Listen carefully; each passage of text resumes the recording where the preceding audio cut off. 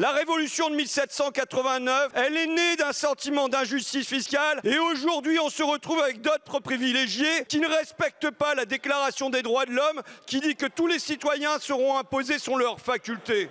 Aujourd'hui ce sont les petits qui payent gros. Merci, et les gros qui payent petits. Merci beaucoup. Vous pouvez regarder tous les pays du monde, et le rapporteur général l'a bien dit, tous ceux qui réussissent à être attractifs, à avoir de l'investissement, de la création nette d'emplois, de la réindustrialisation dans leur pays, le font par de la lisibilité fiscale. La flat tax aura probablement été la taxation la plus lisible et la plus claire de ces dernières années pour l'investissement productif. Depuis des décennies, le travail a été mieux rémunéré que le capital et la part du travail dans la valeur ajoutée a été réduite. Qui a déclaré ça, Monsieur le Ministre? Christine Lagarde, présidente de la Banque centrale européenne. Et c'est en effet ce à quoi nous assistons. Nous assistons à un rationnement des salariés dont les salaires sont quasiment gelés quand ils ne diminuent pas depuis des années.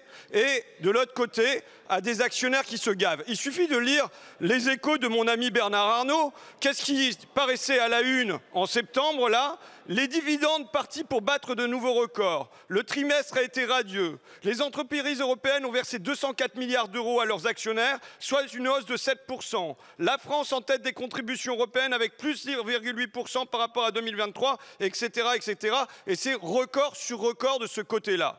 Avec une double injustice.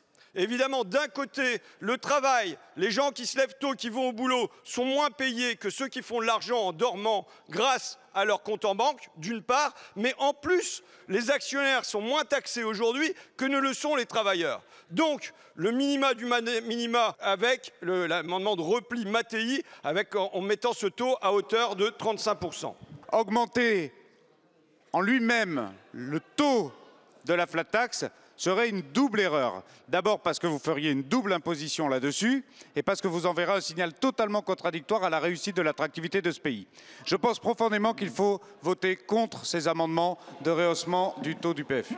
Il n'est plus question qu'on entende ici, encore une fois, dans cette Assemblée, évoquer la valeur travail. Oui, quand on accepte de cette manière-là que le travail soit plus taxé que ne le sont les dividendes des actionnaires, il n'est plus question ensuite d'entendre parler de la valeur travail. Les Français, tous les habitants de notre pays doivent pouvoir vivre de leur travail et non pas en survivre. Mais aujourd'hui, ce sont les actionnaires qui vivent et qui vivent très bien et qui vivent très grassement du travail des autres.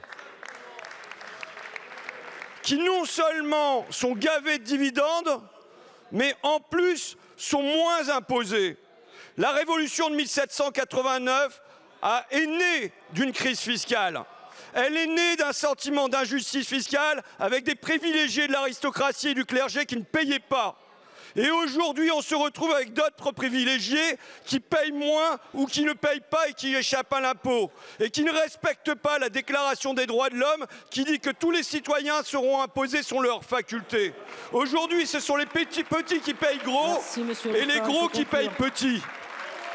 Pourquoi est-ce que vous ne vous posez jamais la question de comment est-ce qu'on a fait baisser le chômage dans ce pays de 2 points? Parce qu'il y a eu de la création nette d'emplois. Cette création nette d'emplois a besoin de capital pour créer l'investissement nécessaire. Et ce capital, pour l'attirer à la fois dans notre pays et pour le garder dans notre pays, il faut y mettre des conditions fiscales exigeant lisibilité, stabilité, pluriannualité. Ce n'est pas ça qui a fait baisser le chômage. Il y a 2 mesures qui ont fait baisser le chômage. C'est 1, la hausse des auto-entrepreneurs. Et c'est massif. La France est l'un des pays où l'emploi salarié a le moins augmenté ces dernières années en Europe.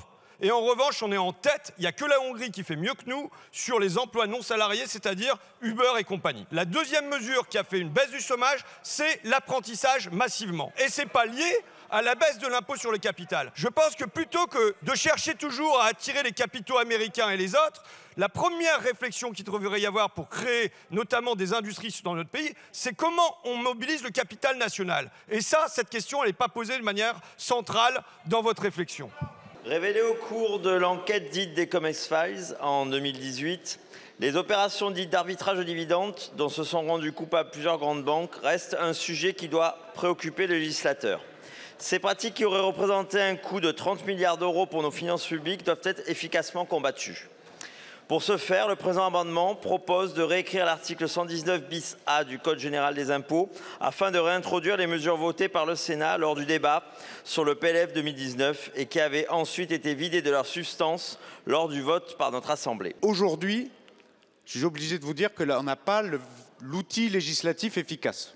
On n'a pas l'outil législatif efficace. Donc ce n'est pas une fin de non-recevoir, c'est certainement pas une envie de lutter contre cette fraude-là. C'est quelque chose qui est effectivement contre lequel nous devons lutter. Ça, j'en conviens parfaitement. C'est ce sur quoi je travaille, notamment avec la Direction générale des finances publiques et que faisaient déjà mes prédécesseurs, Thomas Cazenave et Gabriel Attal, là-dessus. Monsieur le ministre, en la matière, vous n'êtes pas pressé quand même. Vous nous avez dit, il y a eu Thomas Cazenave avant moi, il y a eu Gabriel avant moi, et maintenant vous nous dites, bon, bah, ça traîne depuis 5 ans, mais faites-nous confiance.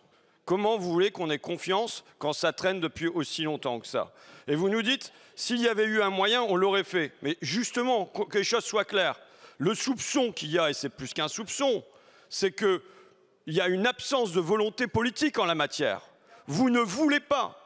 Il y a des sujets sur lesquels vous allez être très pressés d'agir. Et là, dès qu'on parle d'évasion fiscale, dès qu'on parle des financiers, vous n'êtes pas pressés d'agir. Et il faudrait vous faire confiance et vous allez trouver l'outil, le chemin. On va voter cet amendement. On va voter cet amendement et puis on verra bien si demain vous aurez quelque chose à nous proposer. Mais ma conviction, c'est que ça ne sera pas demain, ça ne sera pas après-demain, ça sera quand ce gouvernement de toute façon n'existera plus.